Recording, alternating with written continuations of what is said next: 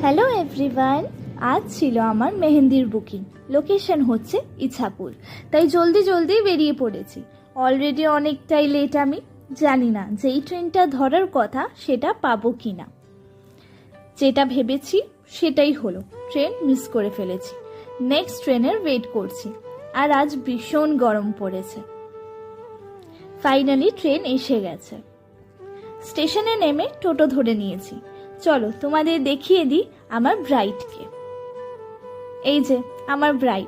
চলো কাজটা শুরু করা যাক। কাজ শুরু তো করলাম, কিন্তু ব্রাইডের প্রথম প্রশ্ন, কতক্ষণ লাগবে গো? তার ধৈর্য ভীষণই কম, তাই একদম হালকা ডিজাইন সিলেক্ট করেছে, রিস্ট অব্দি। চলো তোমরা এবার কাজটা দেখে নাও। কমেন্টে জানিও কিন্তু কেমন লাগলো ডিজাইনটা।